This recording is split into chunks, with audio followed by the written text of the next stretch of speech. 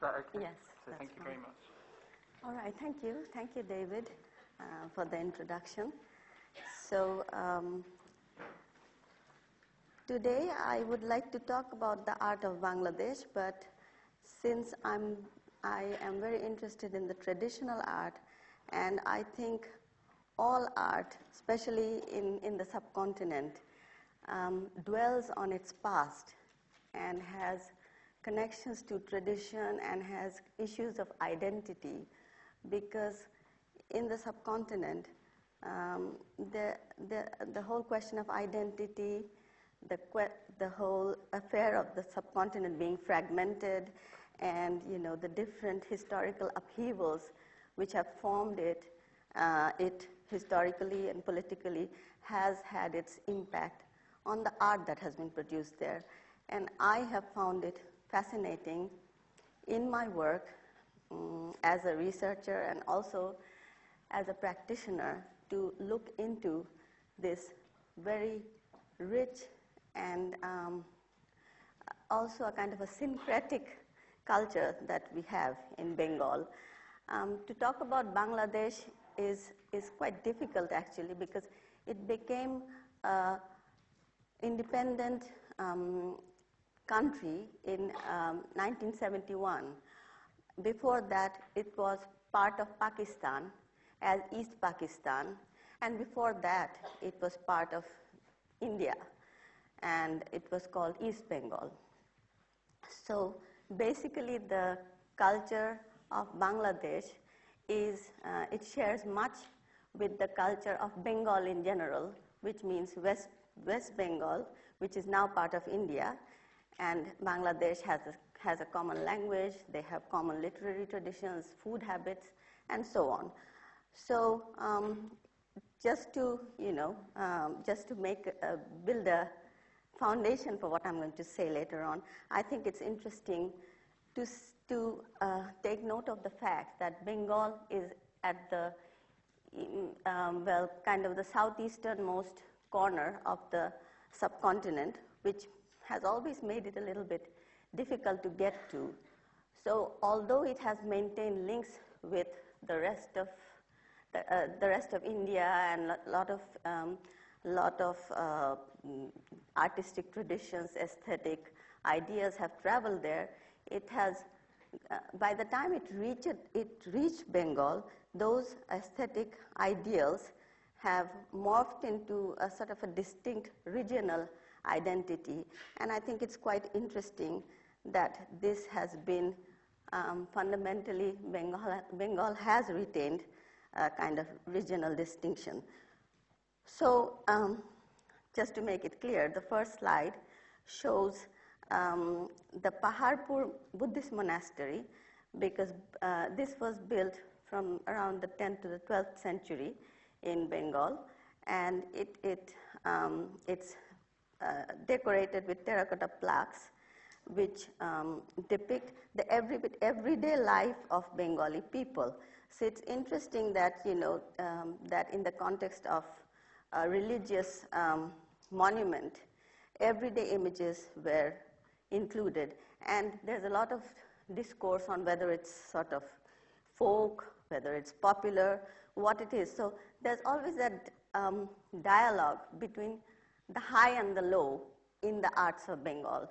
There has always been the high arts, meaning arts that have been patronized by rulers, by religious establishments, and also arts that have just sort of, grown spontaneously in a more or less rural ambience, and quite,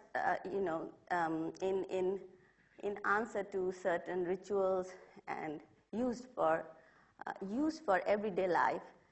So there is the high art, which is the art for the few, and then there is the low art, which is actually the aesthetic manifestation of many. And to be quite truthful, it is the low arts which actually help us to sort of reach back in time and find the roots of the Bengali aesthetic ideals, which in my opinion, continues to somehow formulate our aesthetics, and both in the everyday and what is the still very distinct high art scene of Bangladesh. So this is a sculpture, a black stone sculpture of the goddess Ganges. So this is like the North Indian and South Indian traditions which also merge in Bengal. So this is around the 12th century. So this is some of the traditional images. This is so it is also probably good to let you know that all the major religions have also played a role in forming the culture of Bengal, because there's Hinduism, Buddhism had its last stronghold in Bengal, so it morphed into this Vajrayana Buddhism, which is a very esoteric form of Mahajan Buddhism. So we have like sort of, all these syncretic images, and this is after the Muslims came to Bengal in the 13th century, when they started to sort of incorporate local forms of architecture with the kind of architecture that they brought in. So here again, the Muslim art is very aniconic, while the traditional art of Bengal is very iconic. So there was again a sort of a synthesis of the various styles, and this is like a very traditional Bengali hut form of architecture, which was evolved into a kind of a monumental style. And this is a temple, but it's like an everyday hut in Bengal. So, and it's decorated all over, sort of like a mosque, because the Islamic tradition and the local tradition merged on this. So here again we see the terracotta plaques which are to be seen in the temples, on the surface of the temples, where everyday scenes, and also see, like this is probably foreigners in big boats coming in, and they're very, this is probably from the 17th or 18th century when the Portuguese and the British started coming, and so this kind of, shows the life of the gentry and the foreigners who were powerful. This is decoration of the mosque. So it's important to note that in Bengal, the folk arts or the traditional arts have a big color and plays a big part in it. So the mosque architecture and its decoration became very colorful. This is from the 17th century. It is the inside of the Star Mosque. And you can see that it doesn't use any icons, but it's beautifully decorated with tiles. So when we talk about the high art, low art divide, we should also note that in the low or the folk arts, that itself can be divided into two parts. One which relates back to the indigenous people who first, the people who first sort of inhabited the land, and the other part of it is related to the pan-Indian, either Hindu or Islamic traditions. So this is Alpona, which is a kind of a painting which is used in rituals, and women paint these things. These are kind of magical rituals which are painted as kind of wish fulfillment. So they wish for fertility or plenty. This is the figure of a mother with 1, 2, 3, 4, 5, 6 children. Children hanging from her. So this is like very. It's a very this tradition of doing like this magical ritualistic paintings is very ancient, and it goes beyond any kind of religion. Really, it's magical, and only women do it. And so this kind of tradition can be said to deal with the indigenous people. So these are. This is also a terracotta doll, a terracotta mother fertility figure. We have this kind of figures from very ancient times to the present. And these are icons which are used for worship and then immersed in the water. These, as you can see, are highly colored, but they also show the ideal of beauty, which is very full and round. And so we have all these myriad, very colorful forms of folk art. It's interesting that these folk arts cannot really be called true folk art because some of them are seen in the cities. You know, in the middle of Dhaka, you probably find a potter making a clay icon. So it's very difficult to categorize them. These are called Lokhi shoras. Shoras are pot covers, and they are painted to for the worship of the goddess Lokhi, who brings fertility and good crops. And so these are all Lokhi shoras. And her mount is the owl, which you can see at her foot. Doesn't look like an owl; it looks more like a cat. And those little specks are flies, because it's supposed to be, you know, it's supposed to be so full and sweet that flies come to sit on it. So you can't really recognize them as flies, but those little specks in the middle, they represent flies. So, so you will note that the style of painting, the brushwork, the colors, these are you know, these are very unique. But again, these sort of are again used in a popular context. The same kind of brushwork, the same kind of colors are again used in rickshaw painting or transport decoration and film banners, which I will show you later. So this is a painted pot, which is also a symbol of, you know, bringing good luck and whatnot, good fortune. This is the goddess Kali. She's painted in many different ways, but this is really very bizarre, you know, all the flowers and everything. So, and this is Haripad Pal, who is a very renowned potter, who is making an icon of Kali. And this is the potter tradition, which is also actually, it is a tradition which goes back thousands of years. The indigenous people, the Santals, they made these pots in a different form, and it is the belief among the Santals that if a person dies, it is the family's duty to have a pot. A pot is basically this painting of that person, and the eyes have to be painted on for that person to see in the afterlife. So it has a magical connotation. This itself is called a gajir pot, which is, this is a sort of a, in between a Hindu-Muslim, you know, the man on the tiger. He's kind of in between a Hindu and a Muslim.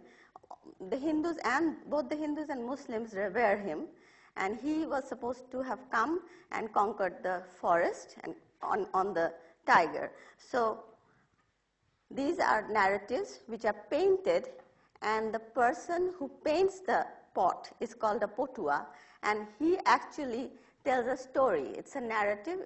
It tells us, the potua sings and performs, showing, you know, pointing to certain parts of the narrative, and so it's kind of a full performance. So this is another pot. So it's interesting to note that the traditional arts of Bengal were being practiced and are still being practiced in the rural and urban regions by common people. But the educated intelligentsia, especially during the colonial period, they suddenly found, you know, what with Victorian ideals of beauty and aesthetics, they suddenly found this local tradition very crude and sort of unsophisticated. And they wanted to find in their art something that would sort of elevate it from this very humble and very crude, you know, ideal. And And the Orientalists who actually propagated this kind of an ideal, aesthetic ideal, which looked back to the Hindu-Buddhist tradition as a kind of a, as a kind of a parallel to Western art, as a sophisticated and a higher art form, because it was religious, and the day-to-day, everyday art form was not so. And so Abanindranath Thakur, he, in response to the nationalism which developed in Bengal, tried to develop a form of art which would create a new kind of identity for Indian art, a new kind of Indianness for Indian art, which would be separate from Western neoclassicism, which was then the, what should I say, the state kind of aesthetic that was being, because in 1954, the first art school in Calcutta was founded, and in the art school, it was based on the design schools of England, and it was actually founded to sort of, make people skilled as engravers, draftsmen, to have useful knowledge for the empire. So in the art school, these different skills were taught, but then suddenly the nationalist upsurge made it sort of imperative to have a different kind of aesthetics, an aesthetics that could be seen as a separate identity for India. So Abanindranath Tagore with E.B. Havel, Ananda Kumaraswamy, and Sister Nivedita and many other Orientalists, they sort of came together and made this new Indian kind of art, which sort of was a synthesis of the Ajanta murals, Mughal miniature painting, and Japanese and Chinese wash techniques, and also Western art. Because Western art had already become, had started coming in with the people who had come for proselytizing. In the time of Akbar, there were paintings of like the Christ and Mary and whatnot. So people here, and the whole the magic of naturalistic rendition itself was very interesting, and for people who were not used to it, they found it very magical, and it completely had everybody in its grip. So, in response to that, Abanindranath and the Orientalists thought that they should have an Indian art. So this is the kind of Indian art that was built. This is Bharat Mata. It's supposed to be the personification of Mother India. But then, as time went on, all these divides between the East and the West, and what is Indian and what is not, started to sort of disappear, and there was a lot of influence from the West. This is this is a print, actually, a popular print, which was at the same time as these other images were being made. These kind of popular prints were being made in Kolkata, and so as time passed, all this, the rigidity vanished, and a lot of people traveled to the West, a lot of artists went to the West, and even in the Kolkata Art School, though in the beginning it was set up to sort of train people who would be useful in doing different things. Ultimately, the whole ideal shifted, and people wanted to be artists, and the whole tradition of family workshop and family art being passed down through the generations changed, and this new artist developed, a person who was, who could be a genius, who was separate from an individual, not a link in the chain of tradition. So by the time of the partition, all of the different, all the big arguments about what was Indian and what was not had vanished. And in 1943, Bengal was hit by one of the worst famines in history of mankind. Many people died. Zainul Abidin, who was a student and teacher of the Kolkata Art School, made these amazing famine sketches in 1943. He went out to the streets of Kolkata, saw these people, and he went back to his studio and did these amazing drawings in thick brown paper with brush and ink. And this brought him instant fame, and he became an important figure in the art world of Kolkata and India. But by then, the Hindu-Muslim divide had sort of become quite strong, and Pakistan and India were divided with the independence of India. And Zainul Abidin and a few other artists, they opted to come to East Pakistan, the Muslim side of Bengal, because obviously they also believed in a Muslim Pakistan, a Muslim country for the Muslims. At that point, it seemed a good idea to do that. So Zainul Abidin came to East Pakistan, and but the problem became it became a different problem, because after the country was separated and the partition happened in 1947, the Bengalis had thought that they would have cultural autonomy. Even if they were part of Pakistan, they would have their own language, they would be free to practice their own culture and have their own language. But what happened is the Pakistani government,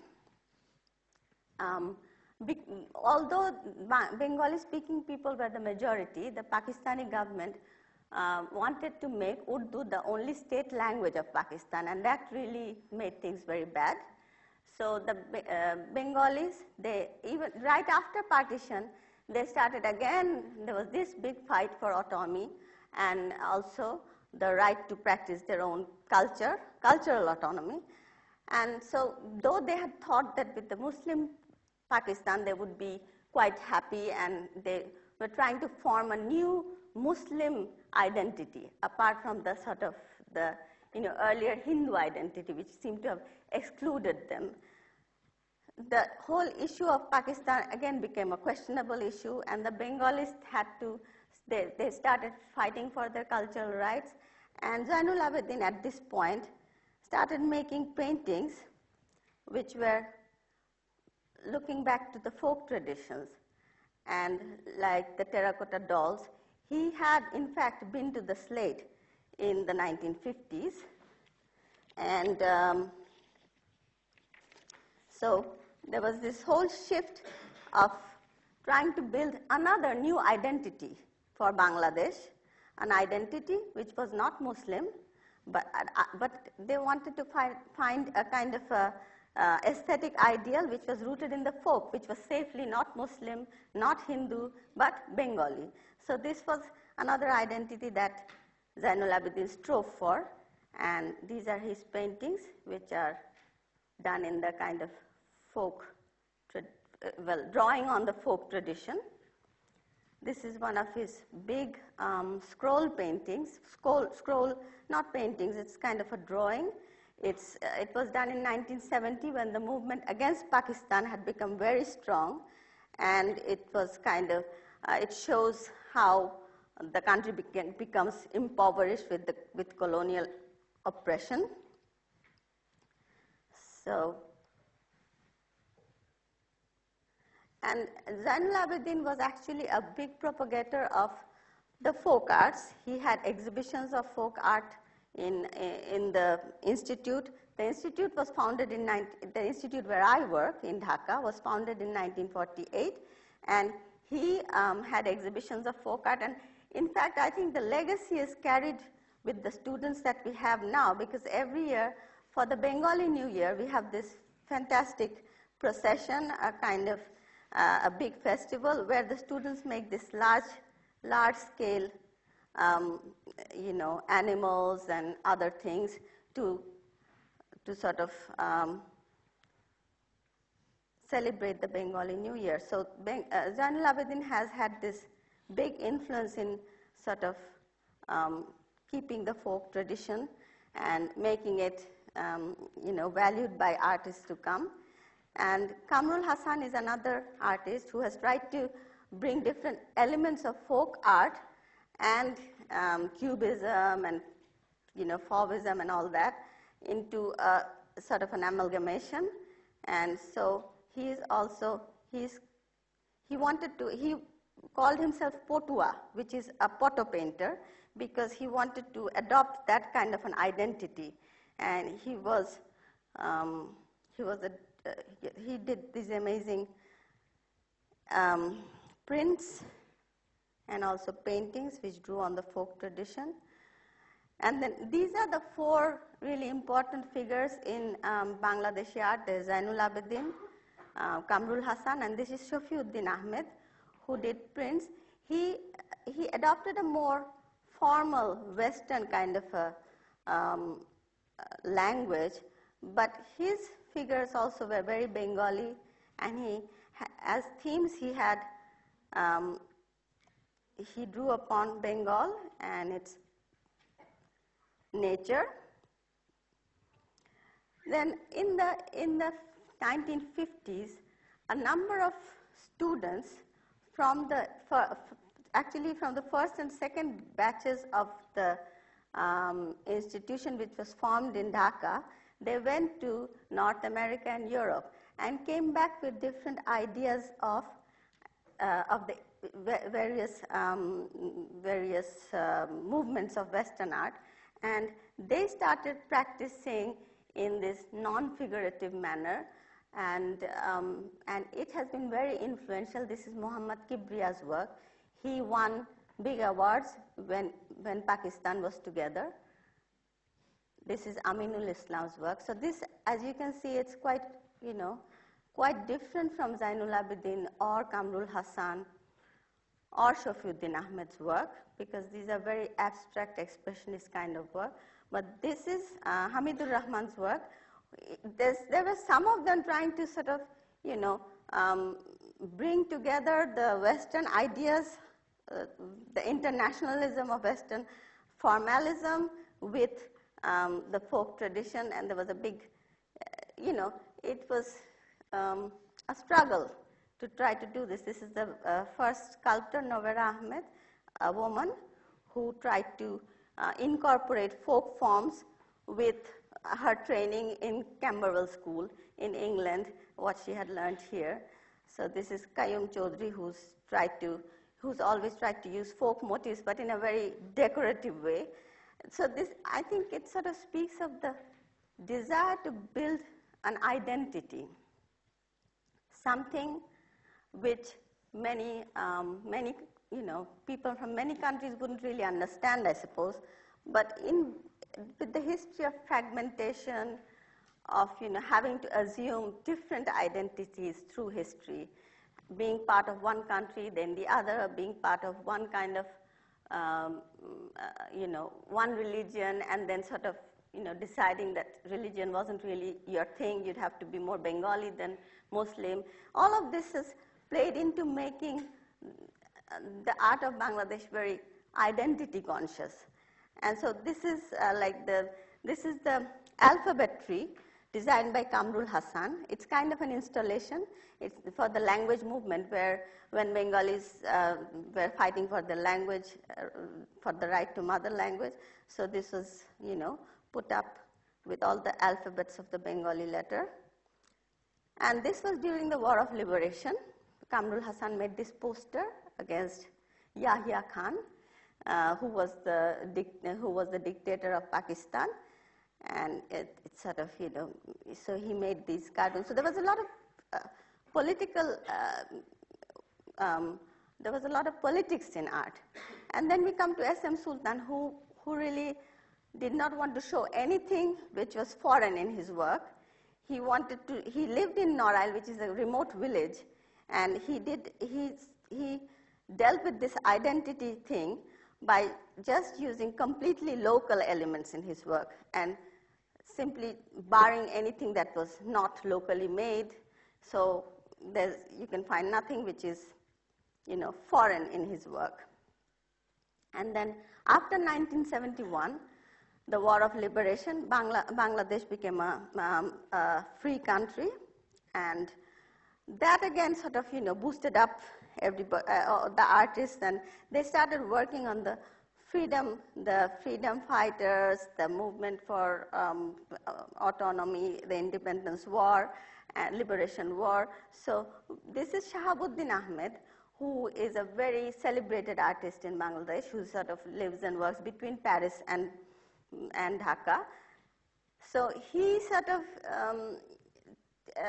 dealt with the identity issue in a different way by using Western, Western forms, but sort of using different kind of national issues and political issues in his work. So now I come to Dhaka, which is some place where art is, in my opinion, everywhere. The signboards are hand painted, and there are many popular prints, and everything. The transport is decorated, the streets are decorated, and people wear very colorful costumes. And as you can see, Mona Lisa is sitting next to Radha Krishna and someone else. So this is Dhaka, and Dhaka is, I think, a combination of very diverse and seemingly very opposing elements. There's parts of it which is very sophisticated and parts of it which are completely unsophisticated, or So this is the back of a rickshaw, very colorfully painted, and I don't know, but this rickshaw painting became very important in the 80s when foreigners first started to take notice of it. The interesting thing about Bangladesh is, the Bangladesh art scene is that, we are still very much dependent on what other people think about our work. So when rickshaw painting started becoming highly celebrated by the international community, there was more and more interest in it. So we still have like this serious rickshaw painters doing rickshaw painting. This is a movie scene. You can actually recognize all the, and this is a very fantastic scene with animals as traffic police, rickshaw riders, and the Taj Mahal in a kind of a very strange manner in the back.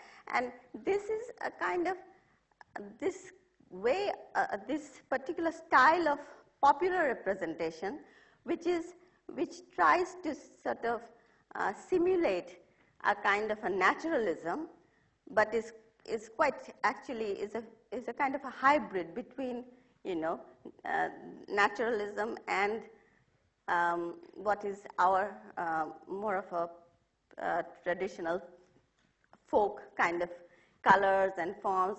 So you can see in the prints that we saw before is that same kind of a naturalistic method being used, but it is used to make forms which are, quite, which are, what should I say, for subjects and themes which are totally very, mythical or situated in some other context.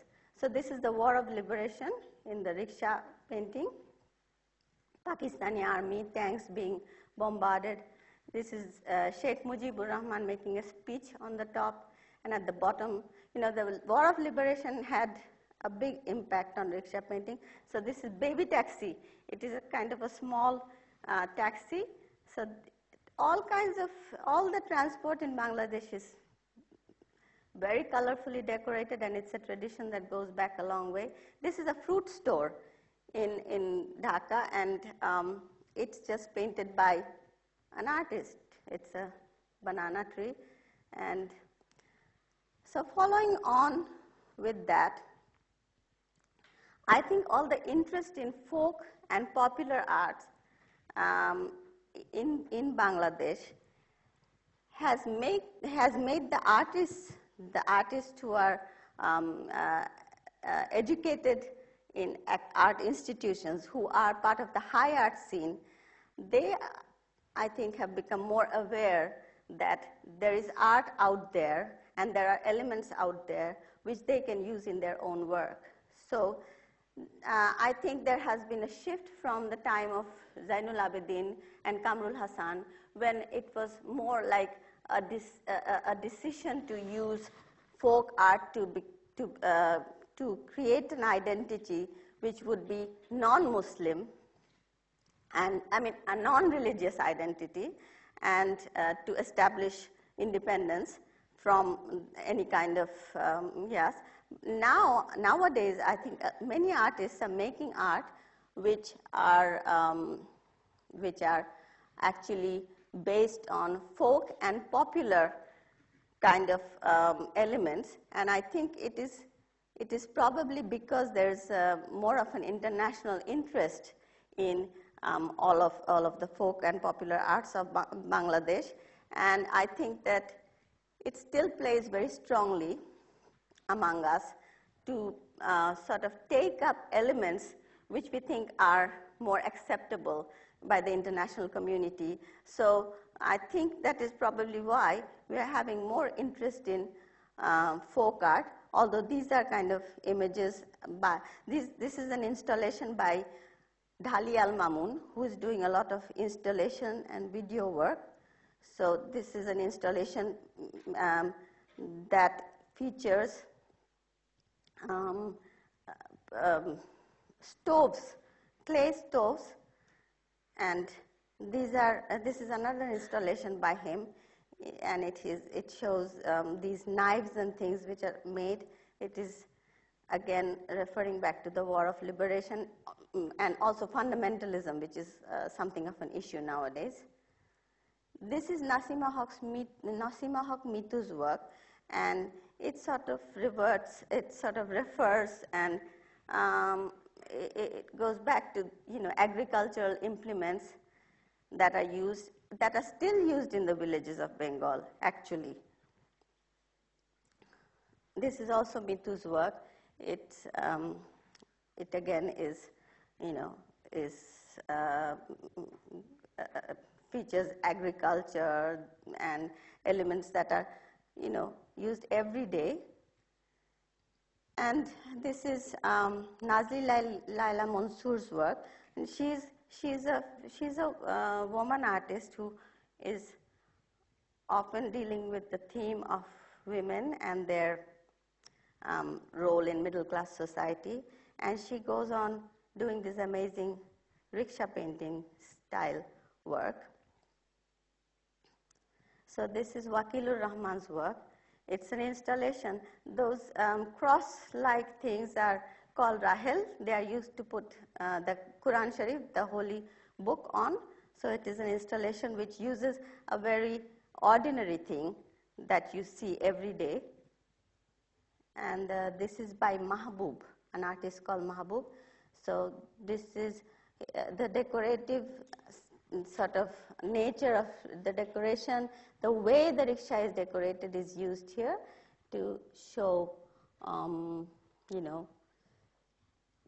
there's a marked interest, I think, in popular art, in using the colors and the forms of rickshaw painting. This is Lipi, who has recently had one of her work auctioned at Christie's, I think.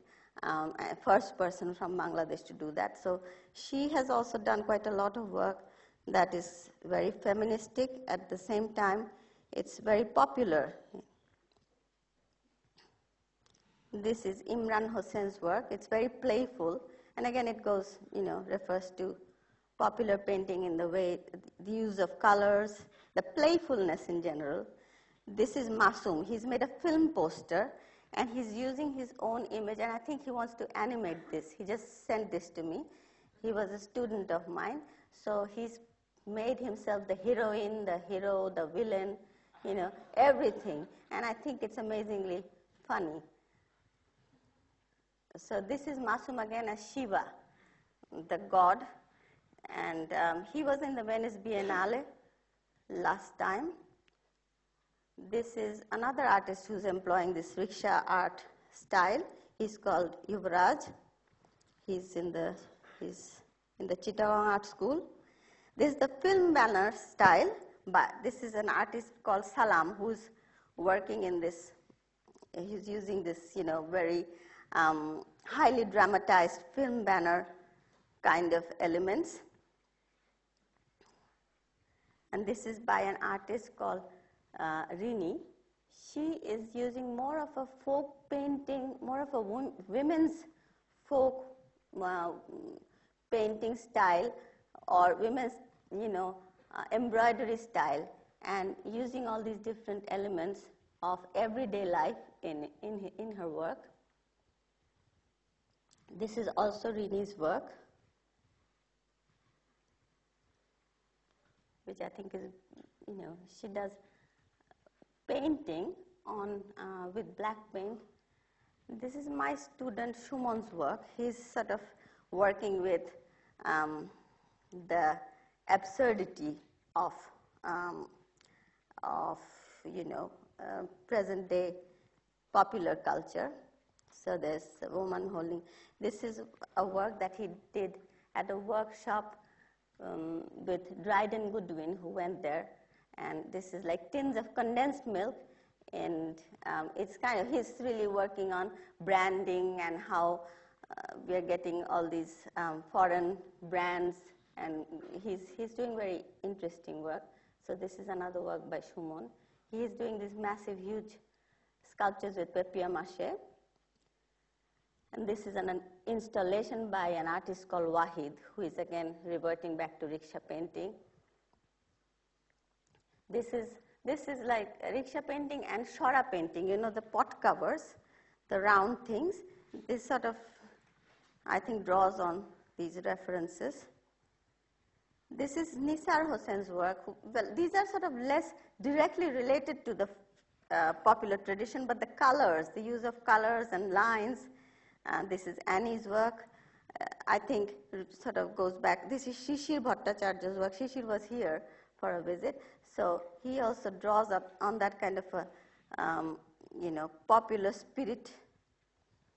This is a certain, there is a desire to get away from the gallery culture which has kind of developed in Dhaka. So there are people who are trying to move away from the galleries and try to make art spaces in ordinary everyday spaces to make art there. So this is Mitu's work in a sawmill in Dhaka. And this is, this is very rickety architecture made of tin. So this is, we did a joint project, a group of us. So this is, we just, lit the whole building, and it sort of gave it a different kind of a, aura from, it was so ordinary, but after we lit it up, it looked very extraordinary. So this is my work in the sawmill. It's just red fabric, and red is a very serious color that's used a lot in our country. So, and the rivers, I sort of refer back to the river. So this is in the sawmill. We did a group show, me too, myself, Tawfiq, and this is Duke's work. Duke is another artist who was here for a visit. So this is my installation at the sawmill with what was there. And this is an installation by Tawfiq, who is here at the moment. It's the greenery that we eat, and that's the sawmill. So he put greens in different parts of it and turned the sawmill on. So it was, this is another installation with eggs. And this is an installation project by Tawfiq in a place called Karwan Bazaar, which is an 18th century, 17th century shopping bazaar, a big market. So he did this installation with, you know, all the elements that are present in the market.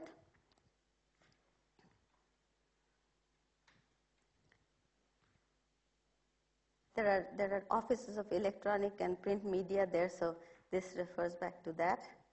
This is my own work, and I think it's basically draws on my experience as a woman and also as a Bangladeshi woman in particular. And I've used elements, utensils that are used every day. They're cutting utensils, you know, knife-like utensils. And I've seen my mother, my grandmother, and my aunts using these utensils, which could be turned into weapons very easily, but they're used to nourish and to make food and make good things for the people around them. So I just, you know, play on that. This is red chili and a mortar and pestle to crush the red chili. And I used some, I did some wood carving with it. And so I've used knives basically and soft things like pillows. And this is rice. And this is coconuts and a big knife to sort of, you know, cut open the coconuts. Coconuts are very important in our culture. They are supposed to bring you, they're used for all, you know, occasions and good ceremonies. So this is again chilies, and here's the mother goddess, kind of, with arms made of knives. So, yeah, so that's the end. I hope it made some sense. Thank you.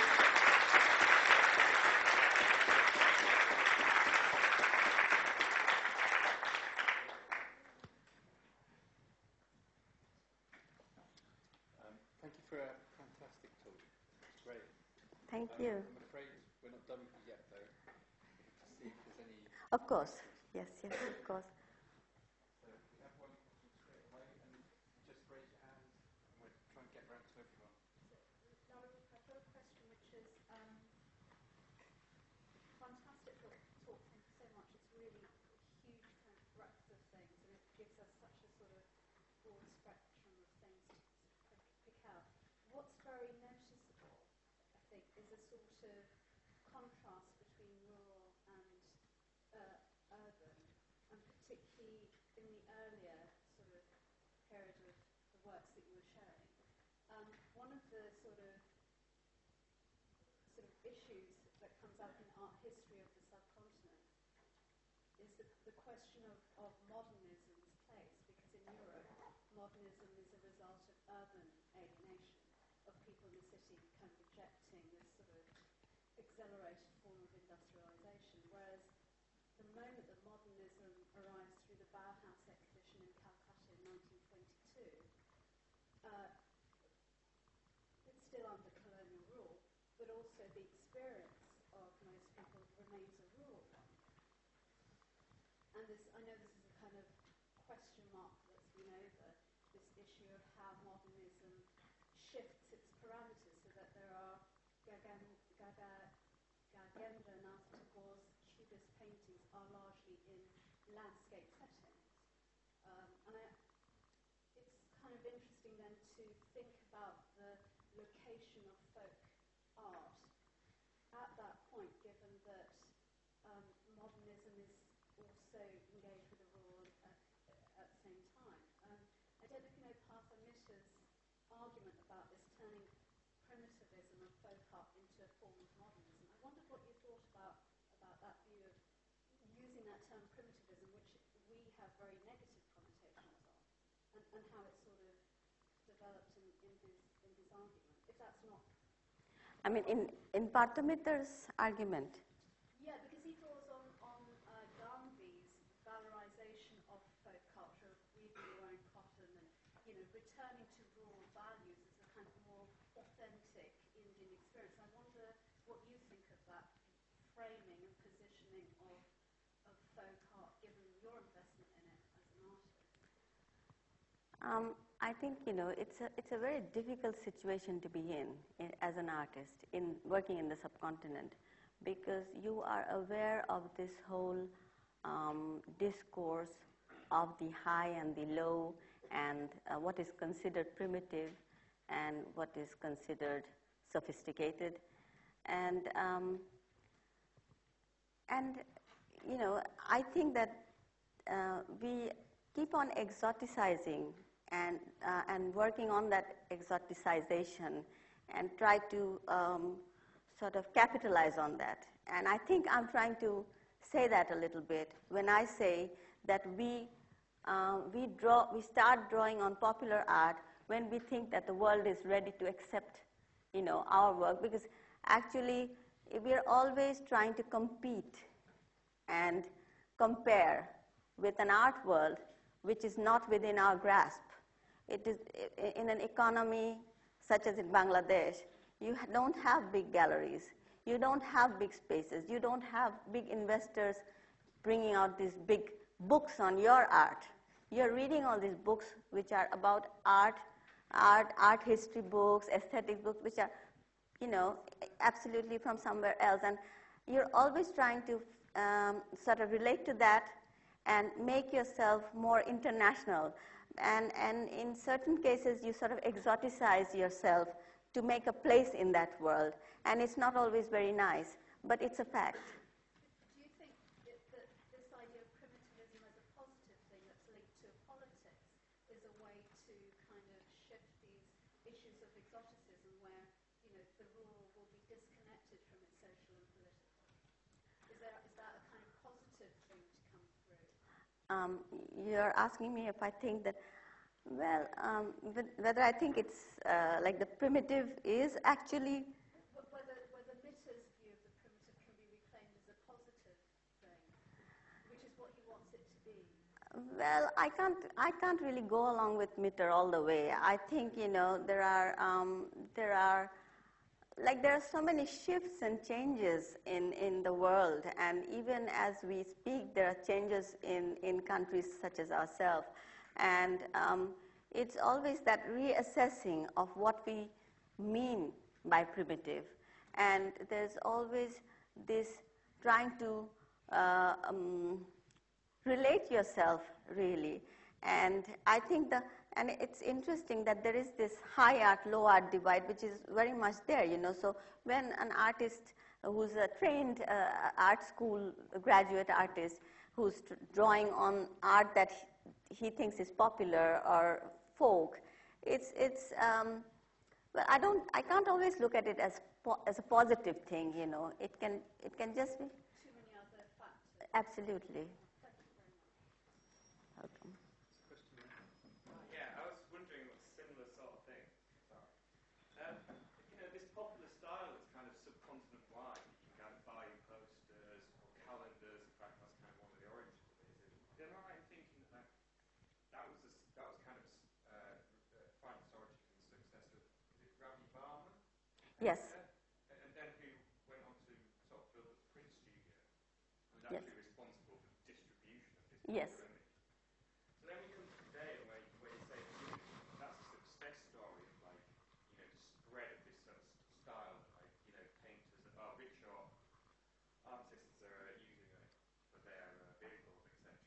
But what is kind of perhaps a little problematic in that narrative is the sense that these professional, these apparently trained artists are sort of reappropriating that style, moved from a, if you want to put it in those terms, from a high to a low to success, reappropriating that in an attempt to kind of establish themselves as some sort of quite fetishistic art market.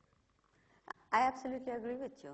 I mean, that's what is happening. There is, I think, this Ravi Varma style, which was propagated throughout India through the oleographs that were circulated. And it became very popular in Bengal. And as you see from the images of the posters and things, that is the style that is still being used for the icons, the Radha Krishna and whatnot. So it is, of course, a bit of a problem. As I was saying, it's a bit of a problem sort of, working out a way of defining what is a really ethical way of working. You want to be ethical in the way you draw from from certain elements. But, well, Parthameter again points out that, when Picasso drew on primitive art, it wasn't questioned in the same way as, if I draw on rickshaw painting or if I draw on Picasso.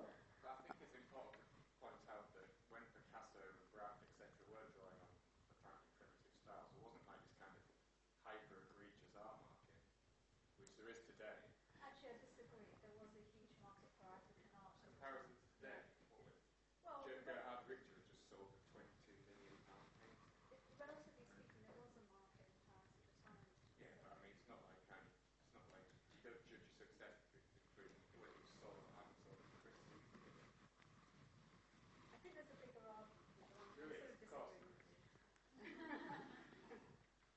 I just want to say, I think that I had heard a similar argument when I was at Goldsmiths as a student, and Sarat Maharaj showed when I was at Birmingham. He said you have to treat these things as very complex objects of modernity. So there is exploitation, but there's also kind of exploration of what's possible. And so, objects that are produced in one context, which suddenly become representational, they become again. Artists use them because they can access a more international arena. So there are pros and cons. It sounds like it's access to markets, which is essentially kind of globalization. As it sounded in your talk, I agree that part of this was to try and get international recognition, which is fine. Everyone wants to make a living. But then at the same time, it felt that ultimately that came down to selling. Well, unfortunately, it's true to a certain extent. It is working that way, because people are making art that will be acceptable internationally. And that was the case for modernism. When modernism was first imported into the subcontinent, they wanted to make art which was international.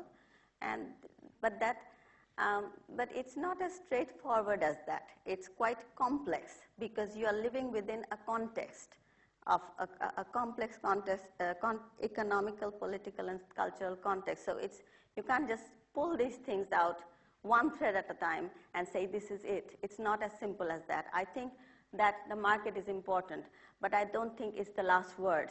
There are people who are trying to engage in this whole politics of image making. It's not just, not all of it is just for, and it is true that we are now very global. So, it's very easy to know what's going on in the world, and it's sort of, it permeates everything.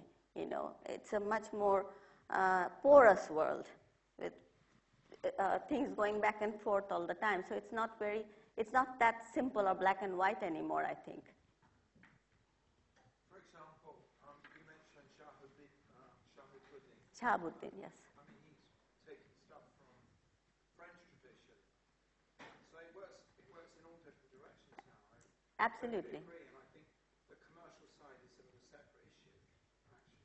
But that exchange of images can happen both ways. I mean, nobody says to a Bangladesh artist, you're kind of stealing from the West, it's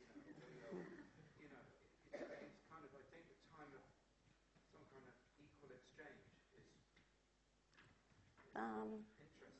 Yeah. Yes. Thank you. Thank you. Art history, for me, is predominantly Western art history. I'm curious to know what art history is to We have both Western and Indian art history taught to our students, and particularly Bangladesh art history, which which is basically at the root of it is Indian art history, and then slowly, So I think our art students are given a kind of quite a comprehensive art history of the West, and not so comprehensive art history of the East, but that's part of the legacy, I guess. I'm just wondering, a second question in relation to gender. One of the first images you showed of your own work, it felt like there were only men in the gallery space. Oh, no. There were women also, yes. Was That was just a bad shot, sorry. I didn't ask men to come over and see what I had in store for them. well, perhaps then, so the public then is obviously then There were a lot of men, yes, for some reason in that picture, but there were lots of women too. Well,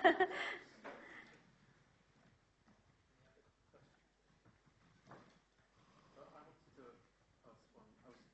I was really intrigued by, even though you say there's a difference between earlier work trying to establish a kind of identity and then the later work where so that's drawing on the rural, and then the later work which is more drawing on kind of popular culture and the street art. But it struck me that the images all kind of grabbed me. They're very effective in form and colour. I mean, do you think that there's a general desire to communicate in the artists and the scenes that you've shown to a wide audience, or is that just a misconception? You know, I have a sense of making work that's very accessible. I think that's. Is it more that this work is for a smaller scene and people talk it over, or is there a desire for it to be accessible to all? I think there is a desire to make it more accessible nowadays, and I think that the formal exercise attempts to do that, draw in more people. It's difficult because art galleries, gallery-oriented art. There are very few galleries in Dhaka, and they're not very accessible. Not many people go there even now, and they are controlled by sort of certain corporates or private business people and things like that. So it's quite that's a whole political thing, the art market in Dhaka. So it's a different issue again. But you are right in saying that I think people are trying to make it more accessible in using that kind of language. That's right, you go first. I was just wondering, I noticed a lot of truck art and rickshaw art influenced people's artwork. I was just wondering, is that something that was taught in the curriculum, or is it just something the students pick up on themselves? Because we have a lot of truck art in Pakistan also, but not much work is done on it. Just something that I was wondering. I should actually have pointed out in the very beginning that this is my curated sort of show. So I have tried to I have tried to show images of art that has some links with folk and popular traditions. So there is rickshaw art, and that kind of art is not taught in our institutions, and it's just I think again that it's the interest, the global interest in the popular art, the transport art, which has developed, I think, from the 70s onward, which has led many practitioners to try to use that in their work, to use that language to make their art, to give it identity in a way, and it might not be in a nice way always, but it has been used, and it's not part of the curriculum to, teach this kind of painting. Mm-hmm. Yes, Imran. I was just going to ask about kind of new media techniques, as it were. So particularly video, because I'm half Bangladeshi myself, and I have a pretty good grounding in Bollywood, let's say. And there's this I see this language of posters that a lot of your students have built up that is very consistent with the kind of imagery that you get when you watch ZTV and things like that. But I wondered if anyone has really experimented in the moving image in a kind of art context, because, as you know, to my mind, there's a very strong tradition of cinema in, Bengali cinema and in Bangladesh as well. For years and years, and I wondered if I realise you said you curated what you showed Yes. in your slides, but I wondered if there was a kind of anything emerging in that realm. I mean, like videos. Yeah. Yes, there. Kind of, I suppose, to use a buzzword, as it were, just video art. Is that a burgeoning thing in Bangladesh? Yes, it is. It is. It's not really something that has really developed, but people are practicing. People are making video art, and some of my students are doing quite interesting work, really. And I think it's going to be, as we sort of, get more and more technology imported in, will be, and more different ideas of how to use that. I think we're going to have more of different, different media. People practicing in different media, and video is definitely something which is already there. People are doing video art. Lala, Rukh has been speaking for 1 hour, and I think, if there are any more questions, please come to the front. So only if you've got genuine questions, please come to the front, and you can come with us to the house. And I think also I'd like to extend that invitation to the people who took part in the workshop as well. If you want to come to hang out for a little bit more time with Lala, Rukh. And I have got one more question, but I'm not going to ask it. So I'm going to save that. But I would like to point out how brilliant it was on the night of Halloween that you showed us your body of work that related to slasher movies. Well, I think it's fantastic. So thank you. Thank you.